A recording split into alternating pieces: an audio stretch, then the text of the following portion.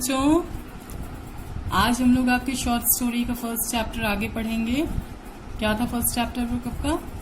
The gold watch. तो इस story को हम लोग ने अभी तक ये पढ़ लिया था कि इसमें जो कैरेक्टर है शंकु, जिस पे ये स्टोरी बेस्ड है, वो एक लो पेड वर्कर है और उसके ऊपर बहुत सारे कर्ज हैं। वो इकोनॉमिकल क्राइसिस से जूझ रहा है, बहुत ज़्यादा परेशान है और उसकी सैलरी बहुत ही कम है और उसके ऊपर बहुत ज़्यादा कर्ज है। तो उन्हीं सब बातों को लेके बहुत ज़्यादा टेंशन में है और इसी वजह से वो रात में सो नहीं पा रहा है। इन्हीं सब चीज़ों को वो सोच रहा है और इस वजह से ही उसके दिमाग में चोरी का ख्याल आ रहा है। क्या चुराने का? गोल्ड वॉच, जो कि उसके ऑफिस में उसके बॉस की एक गोल्ड वॉच है। वो सब चीज़ें वो चुराने का उसके दिमाग में ख्याल आ रहा है। तो हम लोगों ने अभी तक देखा कि उसने कल सारी कैलकुलेशंस की, किसको कितना सारा पैसा देना है, कहाँ कहाँ वो डिफॉल्टर है, किसको कितना कितना देना है, सारी चीज़ें उसने कैलकुलेट कर लिया है। अब हम लोग इसके आगे पढ़ते हैं। आज हम लोग को यहाँ से पढ़ना है। Sanku's heart beat uncontrollably fast.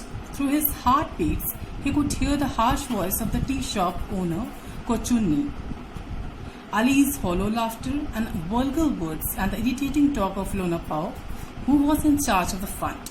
आप क्या कह रहे हैं कि शंकु की जो हार्ट बीट है, यानी उसकी धड़कनें बहुत तेज हो गई ये सारी चीजें सोच के। क्या सोच के? उसके खर्च और उसके कर्ज के बारे में। अब उसकी हार्ट बीट से वो क्या, उसकी धड़कनों में उसको कौन से पास harsh voice of the tea shop owner, जिस चाय वाले से उसके, जिस चाय वाले का कर्ज था उसके ऊपर, जिसका नाम था कोचुन्नी, उसकी हार्श वॉइस, यानी उसको सुनाई पड़ रहा है कि जैसे वो उसको बुरा भला बोल रहा है।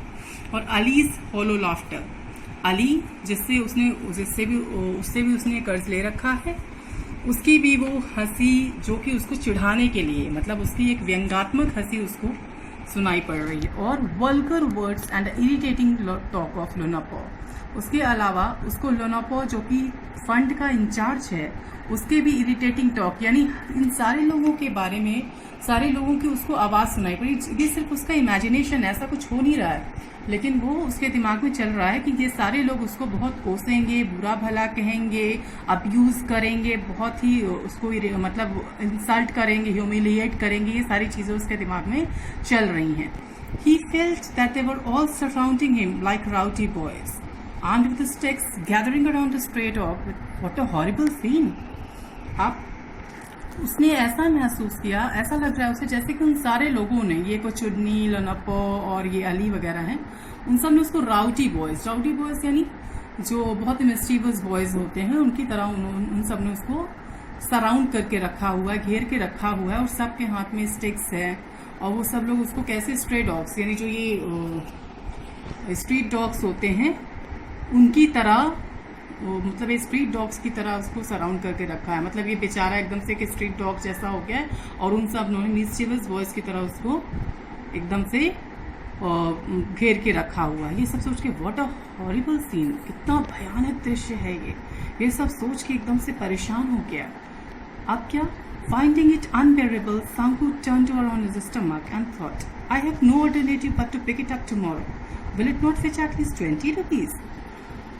It was unbearable. Unbearable मतलब असहनीय हो गया शंकु के लिए। सारी सोचना, मतलब ये सब सोचना, ये सारी कल्पनाओं से एकदम परेशान हो गया। अब क्या? उसने एक करवट ली। उसके बाद अब क्या कह रहा है कि मेरे पास अब कोई ऑल्टरनेटिव, यानी कोई और रास्ता नहीं है। मतलब उस घड़ी को छुड़ाने के अलावा मेरे पास कोई रास्ता नहीं। क्या कि उस घड़ी से मुझे 20 रुपीज़ भी नहीं मिल जाएगा? इवन 15 विल डू, 15 भी मिल जाएगा तो चल जाएगा। 15 + 8.5 that is 23.5 rupees. It will fetch more than 15। कह रहा है कि अगर 15 भी मिल जाता है तो 8.5 जो मिल जाएगा तो 23 रुपये, 23.5 हो जाएंगे।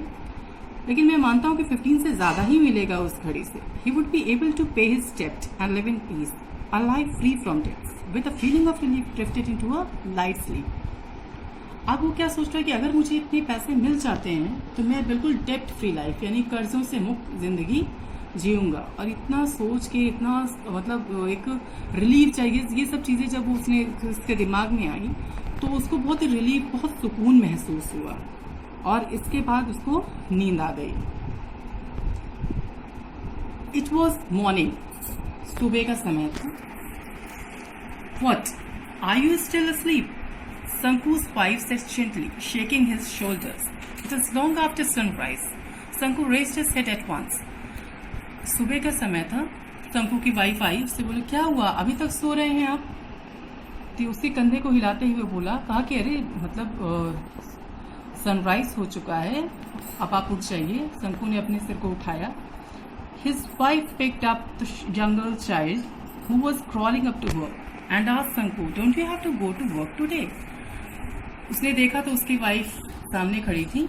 उसने अपने छोटे बच्चे को, उसकी वाइफ ने जो छोटा बच्चा जो कि क्रॉलिंग अप यानी जो घुटनों के बल चल रहा था, छोटा सा बच्चा, उसको अपनी गोद में उठाया। फिर संकु से बोला, क्या हुआ, आज काम पे नहीं जाना है? इतना तक आज हम लोग पढ़ते हैं आज की क्लास में। इसके बाद तो हम लोग अगली क्लास में पढ़ेंगे।